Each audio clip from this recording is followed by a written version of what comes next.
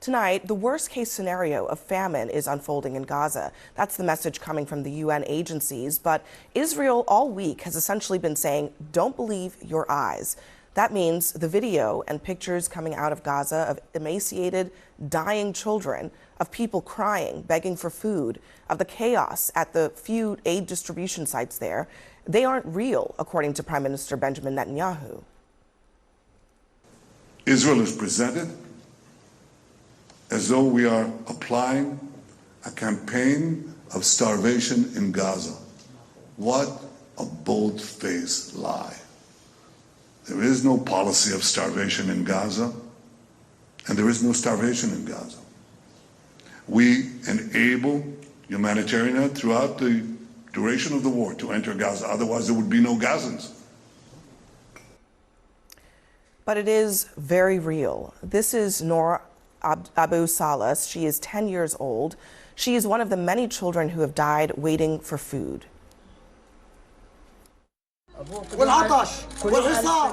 She became like this because of hunger, thirst, and the siege imposed on us by the Israelis, her uncle shouts. This is a Palestinian child. He says the world would be outraged if only she had been born anywhere else. But Donald Trump isn't buying Netanyahu's claims either. It's images like these that has forced Trump to break with his Israeli counterpart.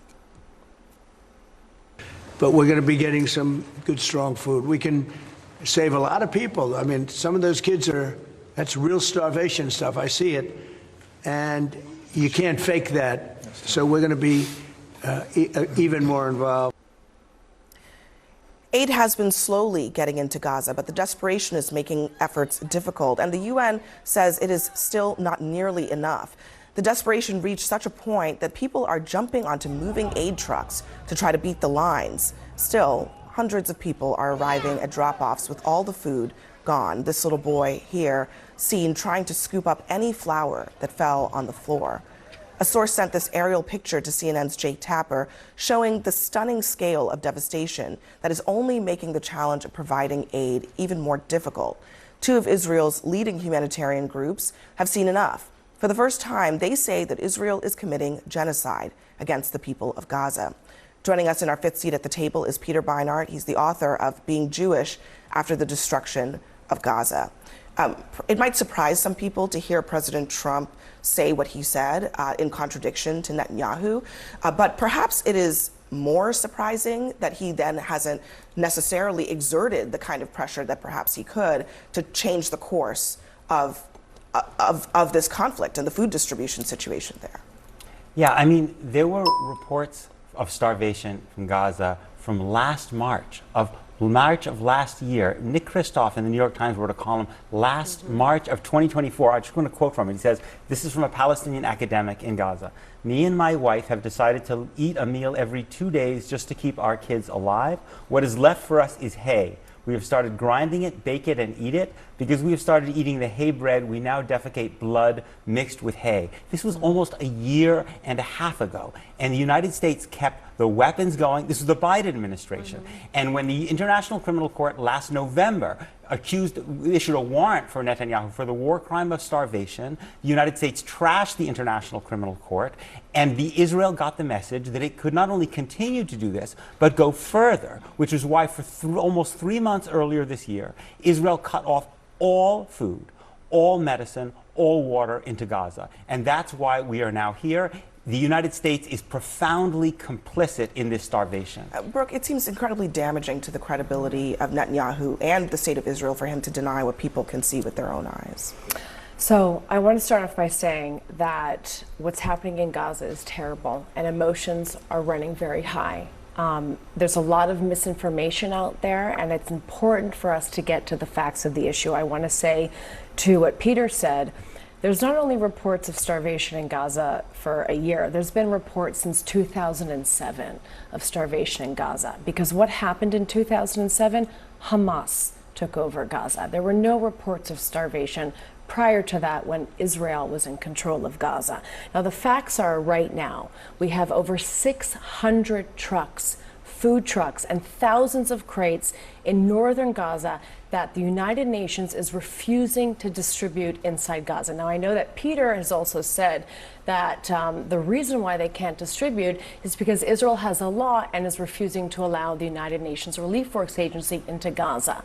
Israel is not allowing UNRWA into Gaza as long as UNRWA refuses to say it will not work directly with Hamas. So let me just pause you let there. me just say one more thing. Contrast that way to what's happening in southern Gaza. I want to pause there just to address, there's a lot that you're saying.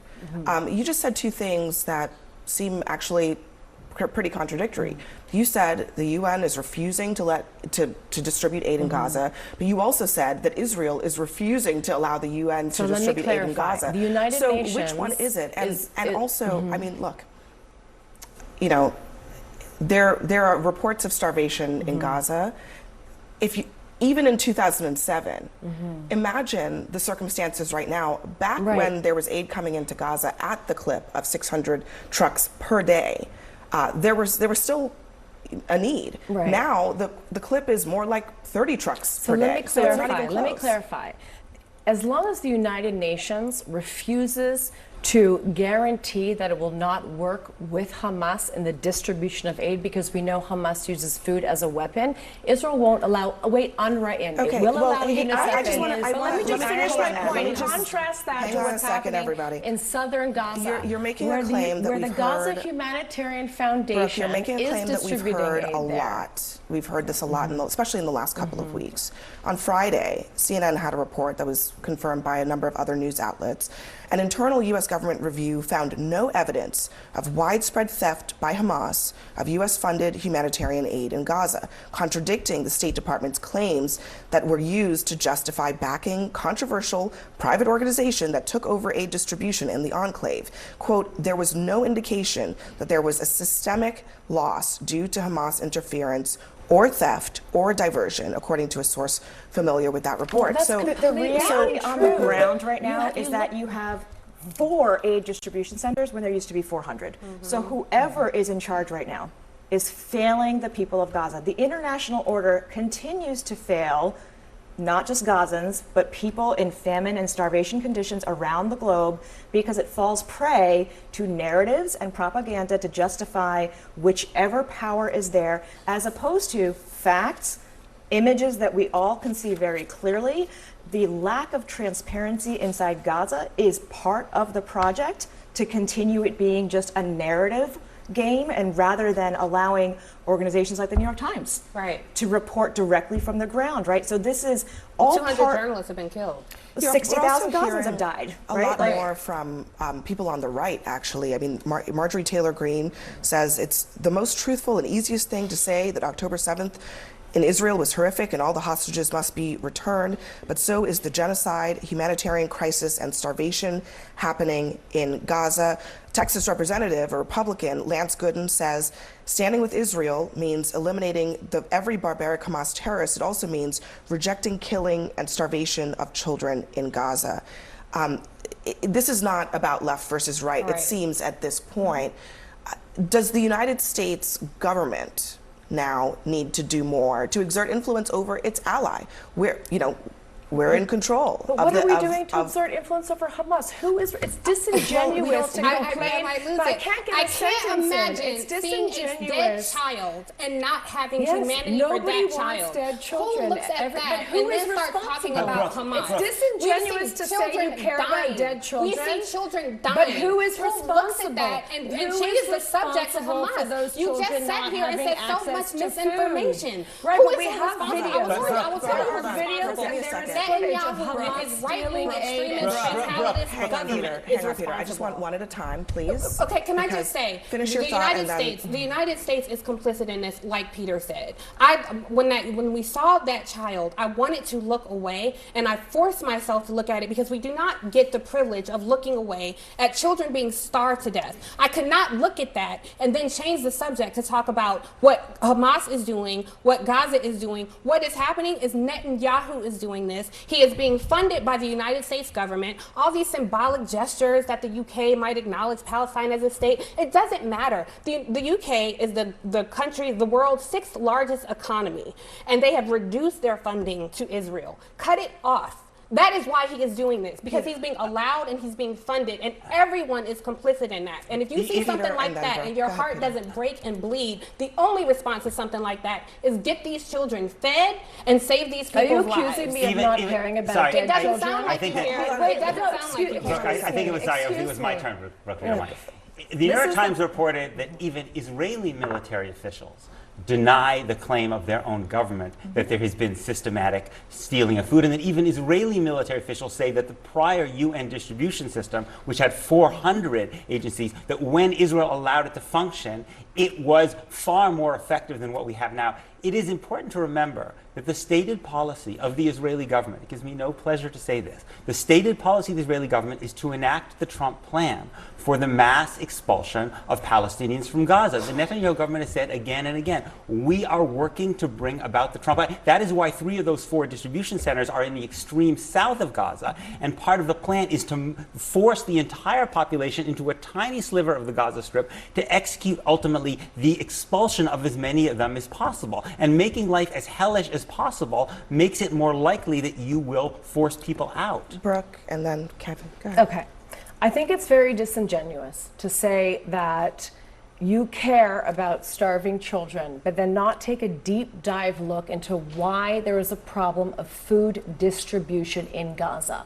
There is no food shortage. There is plenty of food. There are so many organizations that are trying to distribute it. The Israelis are trying to distribute. They're dropping food with parachutes. The Gaza Humanitarian Foundation is trying to distribute it. And yet it is not getting to people, particularly in northern Gaza, because Hamas is in control. Brooke, and we see videos of them stealing the Brooke, I have to pause you there because, again, like, it's very misleading what you're saying.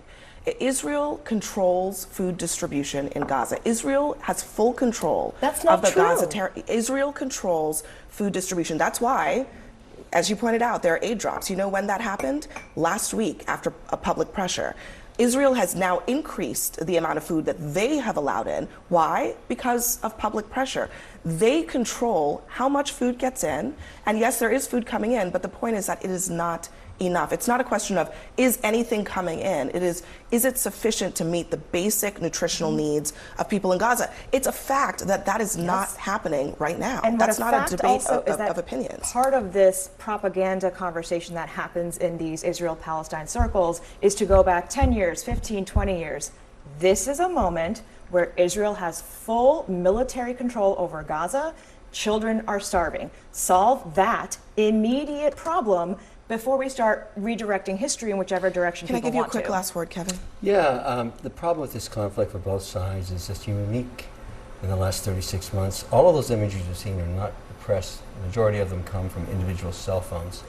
And so no matter what spin or what side you're on or what you're advocating for, the images are real, they're brutal, they're factual, they're not made up, they're not AI. They're distributed around the world. I look at all the feeds, including European feeds, the British, the Swiss, the French. It's too bad because it doesn't matter what one government says or the other, or the US or Netanyahu.